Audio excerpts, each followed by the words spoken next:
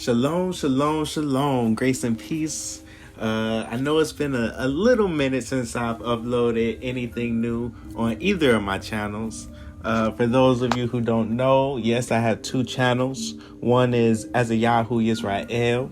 That is where most of my Israelite history and Israelite music, well, not just Israelite music, but gospel, hip hop, truth music, CHH. That's where you can find all of my music at. I've been doing music for quite a bit in the Israelite community, and it details my whole walk from the beginning to where I'm at now. And my other channel is the Ezra and Khazar channel, which is a part of my DNA journey. For those who know, lately in the videos, I've been doing the DNA journey. And those who know, they would know about the E1b1a marker, the Y DNA marker of the tribes of West Africa, many of who could trace back to Jewish tribes and Israelite tribes. So on my Khazar Israel channel, I've been doing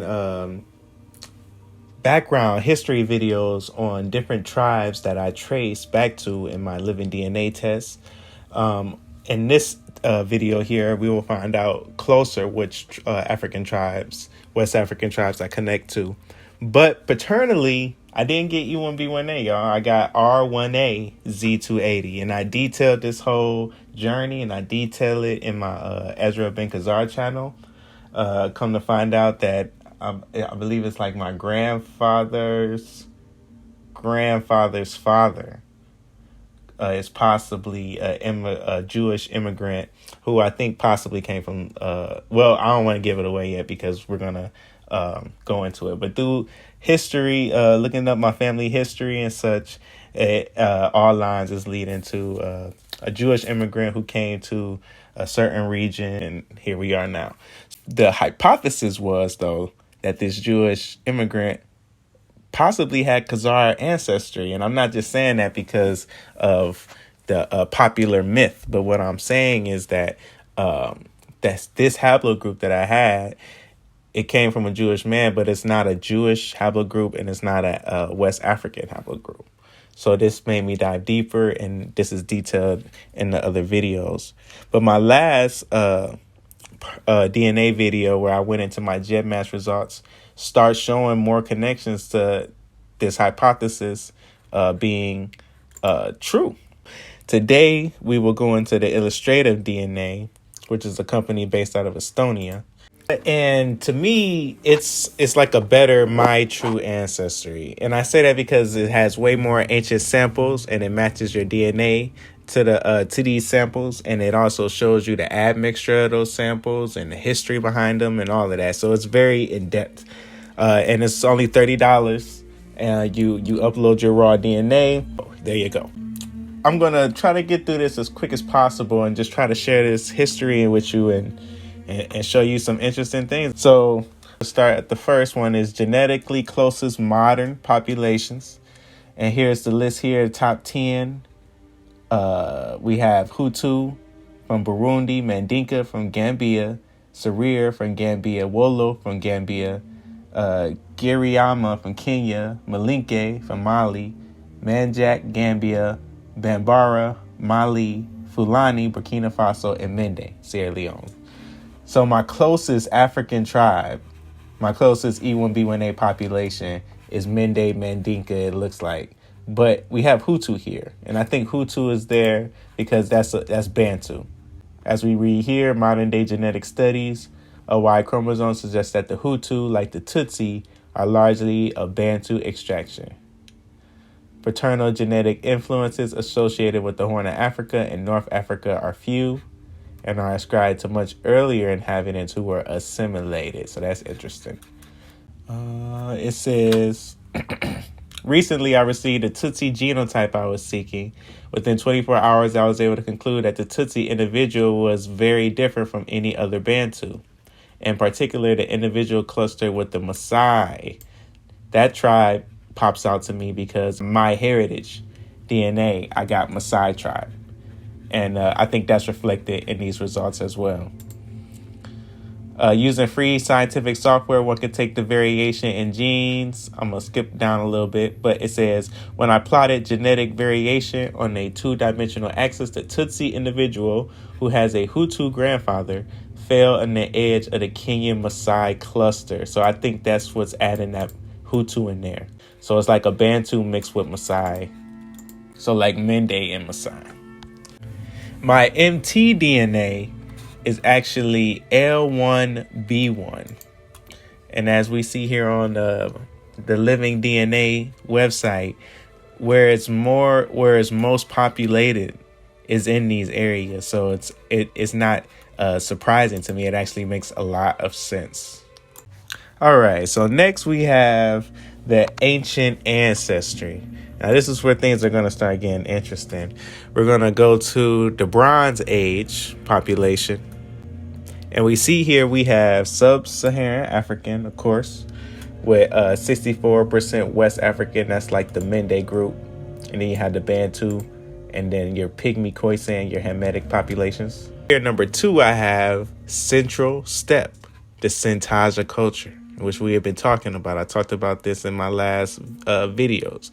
And I want to read something down in this paragraph.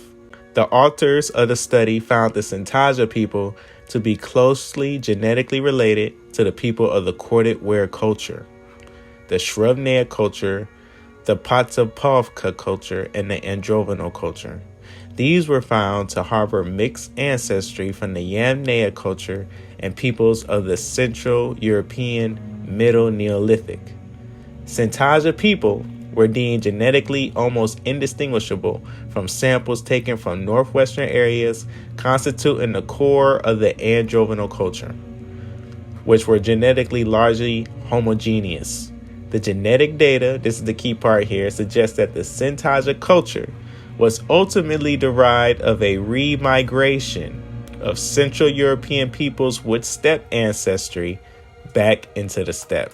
My Y-DNA, which I got updated from R1a-S24902, I now know that is R-S24902. R-S24902.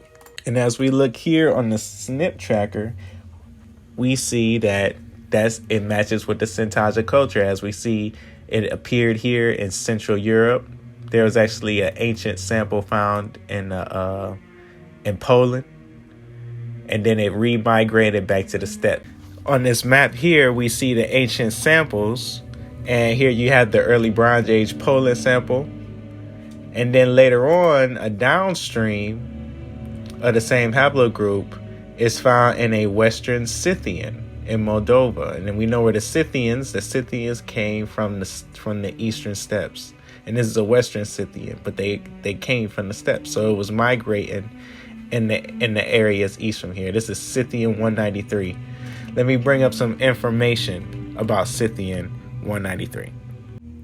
Here we have the paper Ancient Genome suggests the Eastern Pontic Caspian steppe as the source of Western Iron Age nomads. And this is the paper that has the Scythian 193 sample.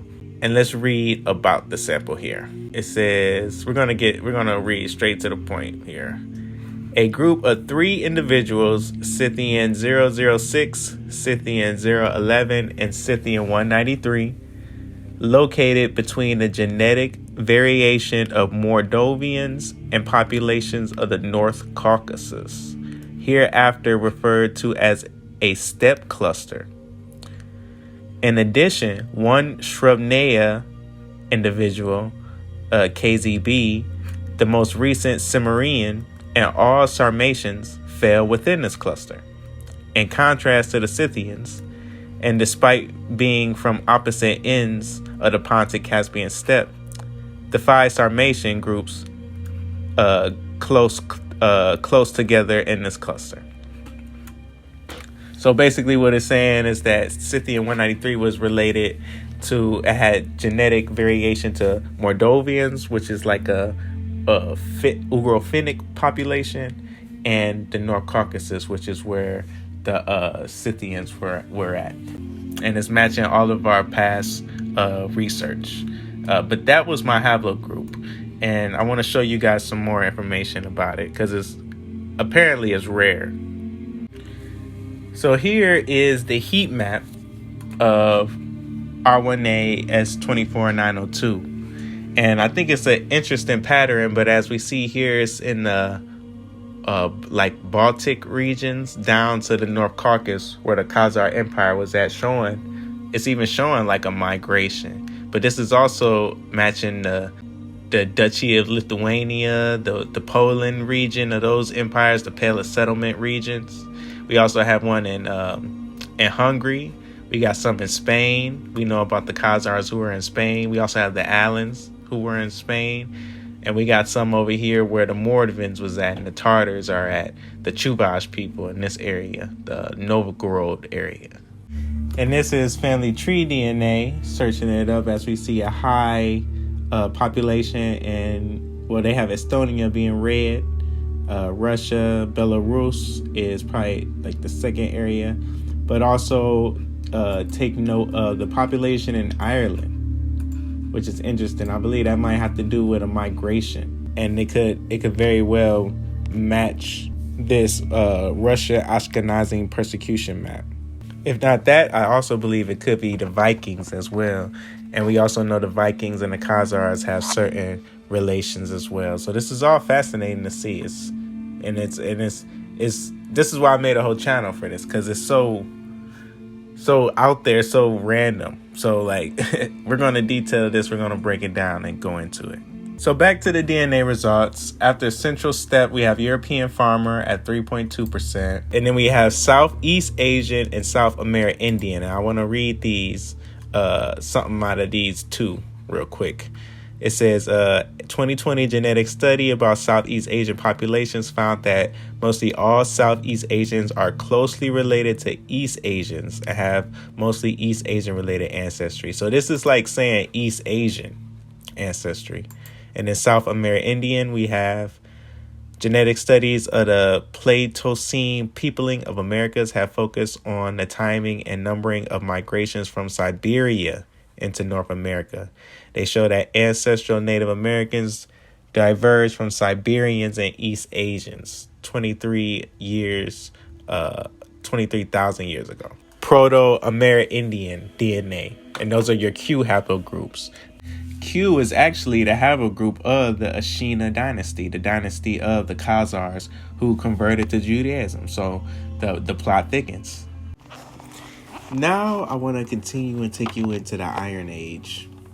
And in the Iron Age, we have the same thing with Sub-Saharan African. And then we have Germanic on here now. And the Germanic that pops up is Iron Age Scandinavian, which is similar to your Viking population. Matter of fact, the samples are Viking samples. Balto-Slavic people, which we see there as well, 2.8%. I also want you to notice two things here. The Greek, we have Archaic Greek.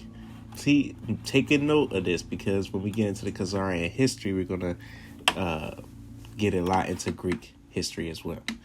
And then also take note of the Yaz culture, which was a heavy in R1a Z93 people, the Yaz culture.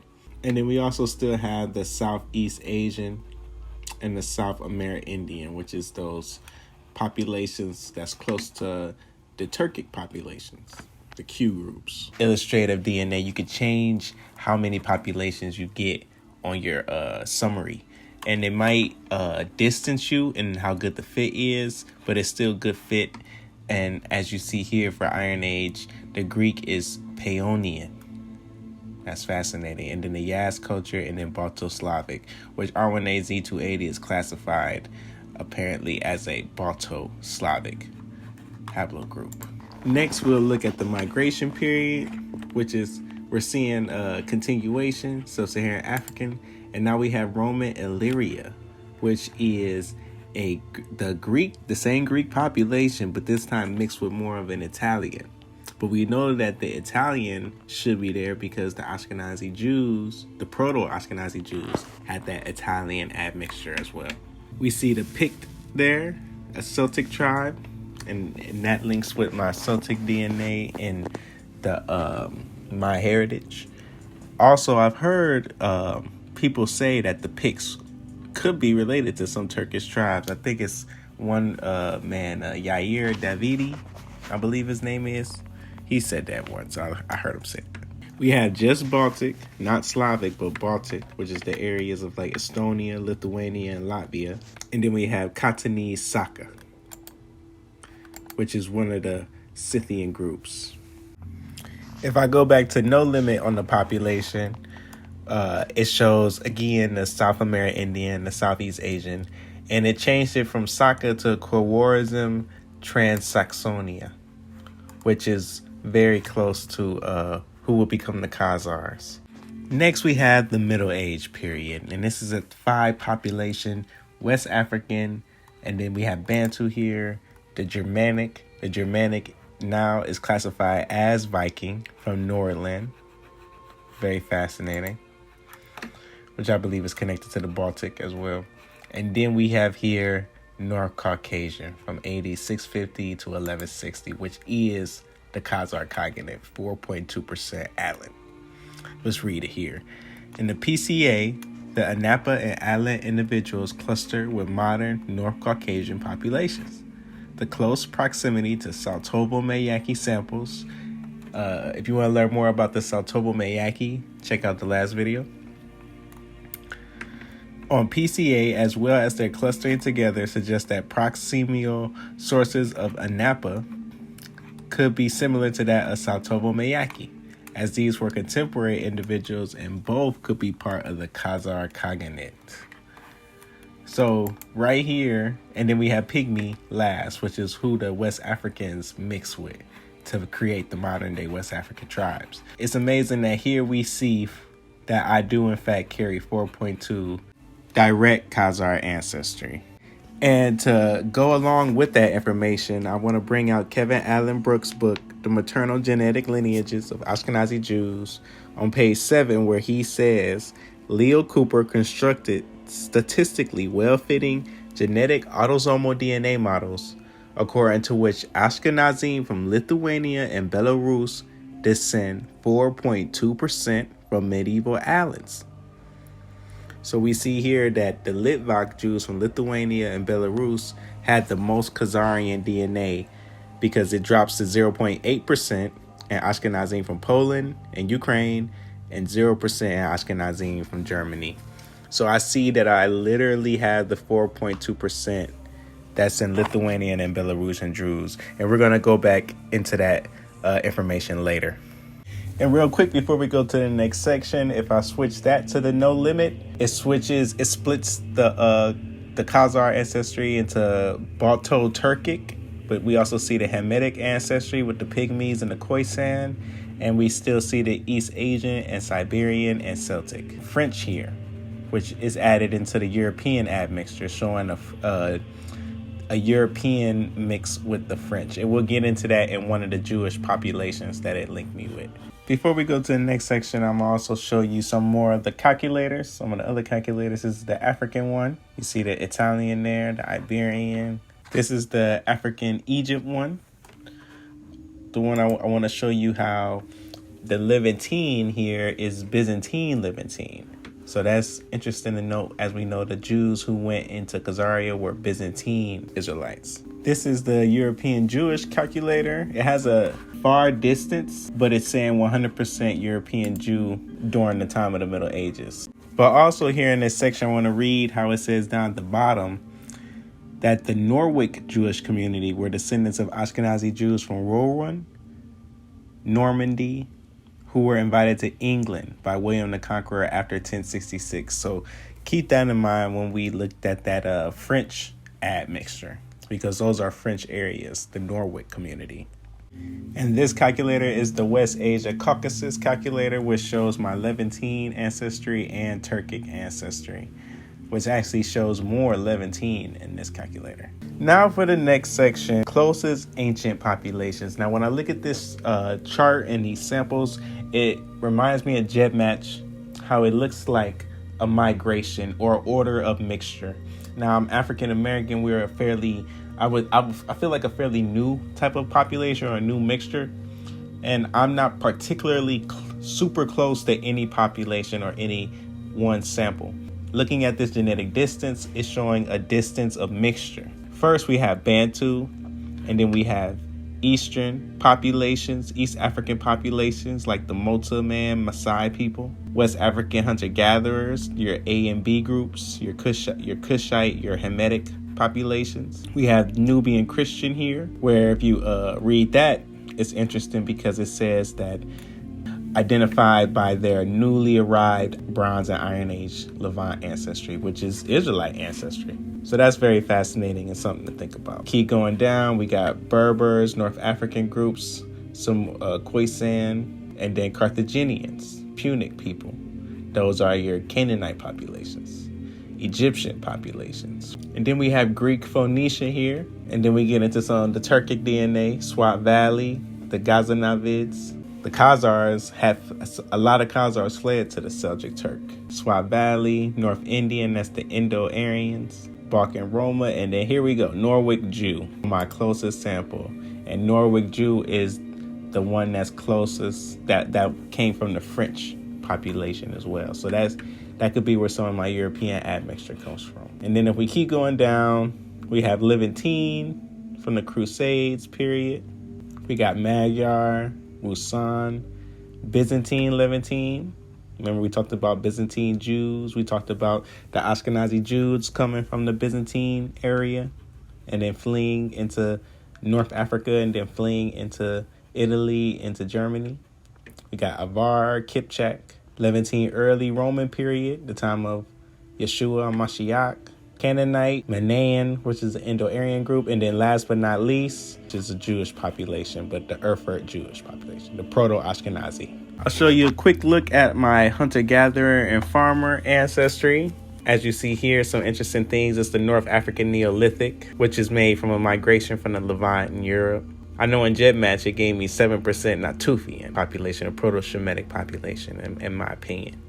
And then here's my mixed mode populations, which is keeping in line with our hypothesis of the Khazar Jews, the Slavic ancestry, the European crusader from Sidon, and our modern populations, Hungarians, Mende. Very fascinating. We see Greek in there as well. Now let's go into the history and see why these things are significant. Reading out of Kevin Allen Brooks' other source, The Jews of Khazaria, the 3rd edition. And I'm going to read some parts of it, but if you want to know about the Khazars, I definitely recommend you get this book. He says, on the other hand, Al-Ishtakiri said that the Khazars had black hair. Al-Ishtakiri added that there were black Khazars and white Khazars, alleging that the latter were light-skinned and handsome while the former were dark-skinned. However, most scholars agree that this was not a racial distinction, but rather a social one. The black or Kara Khazars were the lower classes, while the white Ak Khazars were the nobility and royalty. Konstantin Zuckerman, on the other hand, argued that Al-Ashtakiri told the truth and that the black Khazars and the white Khazars had physical and racial differences, and explained that they stemmed from the merger of the Khazars with the Barsils. And then he goes on to talk about the Khazars belong to a Slavic type and a Mongolian type. Also agree with Lev Gumelev, who said that the Khazars were a mix of Turkified, Dagestani, Sarmatian, and Alanic people, with some of the Israelite population who went in there. Jews have lived in the Balkans and in the Caucasus area and in the northern shores of the Black Sea and in other areas of Eastern Europe since the Roman times. And most of these settlements were Greek-speaking Jews, demonstrated by Greek marble plaques that could be found all over the place in Greek inscriptions. A lot of these Greek colonies also welcome slaves to become attendees of their congregations, which is very interesting. For example, there's an inscription found in 51 CE that mentions the liberation of a slave that was to be granted guaranteed guardianship of the Jewish community. Khazaria, however, will become a safe haven for significant numbers of persecuted Jews in Europe and Asia, such as Byzantine Jews being forced to get baptized, especially around the years of the 600s and the 700s and the 800s. And Jews in Armenia, I believe, came and intermarried with the Khazars. And this all of these multiple waves of Jewish people encouraged the Khazars to convert. Now I want to get to the meat of the video, the PCA plots.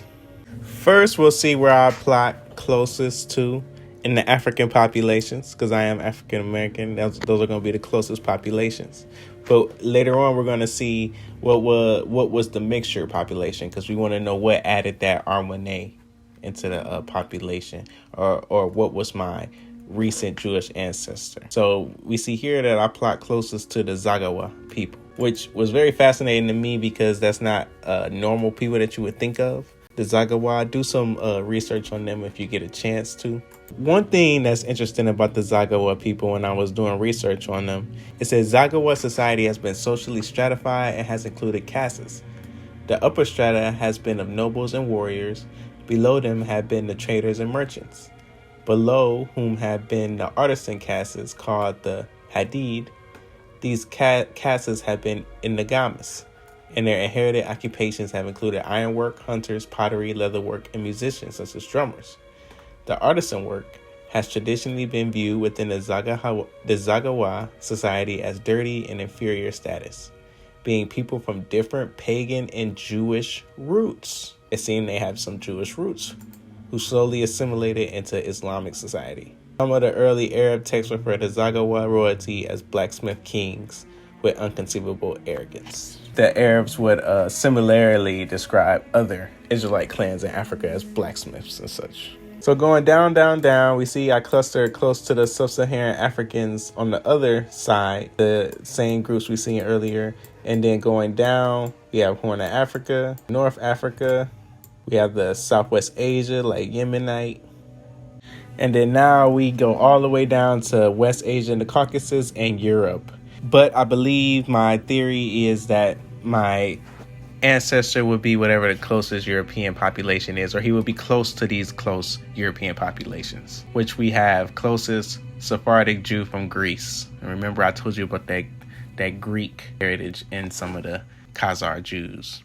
Let's read about it real quick. This is page 172 in the same book. It reads, Jews who lived in the cave in Rus during the 12th and 13th centuries are not specified in any medieval document. At one time, it was reasonable to assume that none of them originated in Central Europe and that many of them were descendants of the Khazars. And we might still be able to assume that. If we read down, it says, it is possible that the original Jews of Cave previously lived in the Byzantine Empire, as some of them had family ties and other association with Jews there. During the 11th century, some Jews from the Cave in Rus, described as merchants and elders, participated in an assembly of anti-Karaite Jews that was held in either Thessaloniki or Constantinople. There was also a Slavic-speaking Jew from the Cave in Rus who reportedly could not speak Greek, Hebrew, Arabic, or any other language, who traveled from his homeland to Thessaloniki to meet a relative of his, a rabbi who had recently completed a pilgrimage to Jerusalem, apparently in the 11th century. This is the most reliable evidence that at the time the mother tongue of the Rusine Jews was Eastern Slavic. And this would include Jews who lived in the Lithuanian Grand Duchy, including those of Lithuania, Belarus, and the Kievan region.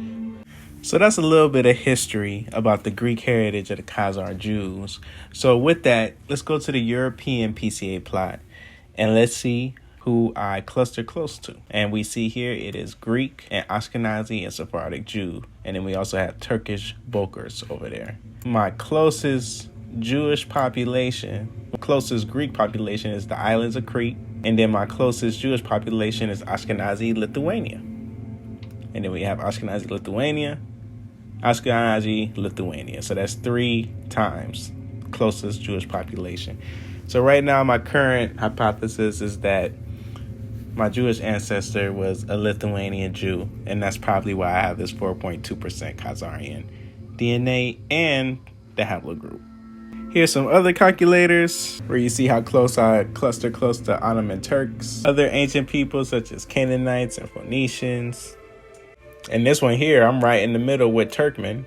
That's interesting. In the Central Asia one, I'm close to the Pashtun tribes. I know a lot of them carry R1a-Z93, which is Khazarian. And there's also some legends of some of them being from the tribes of Israel. And the East Asian calculator looks like the closest to me is Mongolian. So we also have Salar down there and Dungan, Thai people. Yeah, and that's about it. But the meat is that what we found right here. Let's look into my DNA, and as I continue the history of my family, I'll continue to share more and more. And we're going to get into more Khazar history and culture, and more Israelite history and culture. And we're going to keep on living as long as Yah gives us these blessings to do so.